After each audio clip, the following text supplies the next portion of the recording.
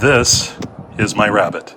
Specifically, it's a 1981 Rabbit diesel from Volkswagen, purchased new by my parents in 1981. I was all of 7 years old, about to turn 8, and this was the family car. I can't believe it was the family car, but it was the family car. I used to ride in the back seat on it. I took it over in 1991, which means I've had the car for 32 years off and on. It was my college car. I drove it all through college for 5 years. And I wound up selling it back to my parents for a few years and then got it back. So I've had it since 1999 permanently, which for the last 24 years it's been in my possession. It's in desperate need of some restoration. However, it's still in fairly good condition. It hasn't been driven since 2015, I believe, when I took it to the A1 Classic up in St. Augustine, Florida. And since then, it's been sitting. It couldn't pull the hat off your head.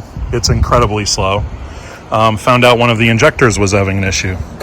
I recently rebuilt the fuel injection pump and the injectors, as the fuel injection pump had an issue. It wouldn't open up the veins at all. They were basically frozen. So I had the fuel injection pump rebuilt, and while I was at it, the injectors are all rebuilt as well. And I just got it back together, and now it starts and runs absolutely perfectly. I need to change the oil and coolant and a few other housekeeping things, wash off the engine, and basically the engine's ready to go. Transmission, on the other hand, it's a 4-speed. Yeah, the dreaded 4-speed GC transmission. I've had an FN transmission in my garage for a really long time, and it's time to swap that in. So I'll be getting to that in this build series. The interior on it is in decent condition.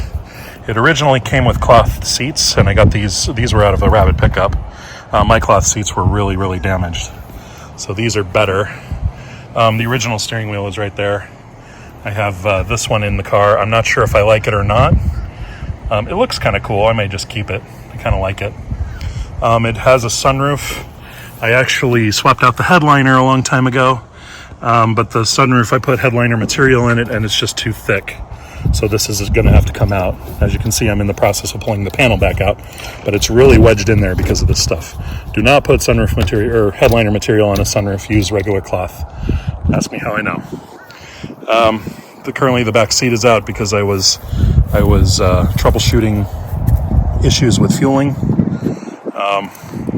As for the body's in really good shape other than where it was hit.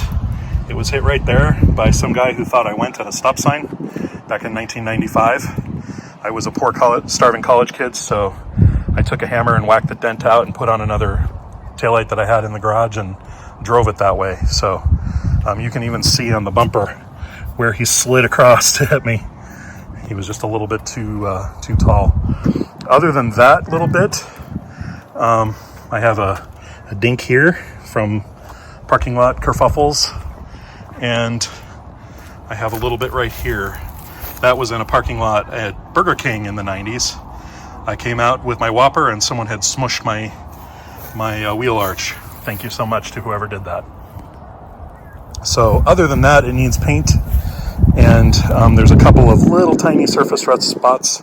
The rear apron right down here on both sides has a little bit of surface rust, but otherwise the body is pretty straight. Just needs a little TLC and some paint, and she'll be back on the road again. So the windshield is completely smushed. It's been cracked for ages. It was that way in the 90s. Big old rock hit me, and when I sold it back to my dad, he didn't bother replacing it, and then I haven't bothered replacing it, and now I'm just waiting to do the bodywork and paint to replace the windshield. So yeah, we'll get there at some point. Current problems with this car: the steering column bearing is shot, as in really shot, so it's getting replaced. I have a new one. I just need to pull the steering column out and replace it. And one of the brakes, one of the springs broke in the rear. The aforementioned 4-speed needs to be swapped to a 5-speed. And The interior needs some TLC.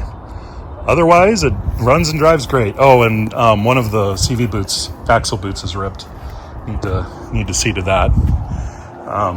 But otherwise, yeah, really good detail and some interior restoration, and we can just drive it. So my goals are to make this thing feel like it did in the mid 80s. I can do some plussing up, but it has to be what would have been done in the mid 80s. So nothing too extravagant. I'm going to keep the original engine, although I would really like to put air conditioning in it. I live in Florida, and having no air conditioning in Florida is murder. And it makes it almost impossible to drive. Ironically, it has a block heater because I used to live in Colorado. So yeah, the block heater was great. It's not necessary here, but every time I show it to people, they go, "What's that?" And it makes a good conversation piece.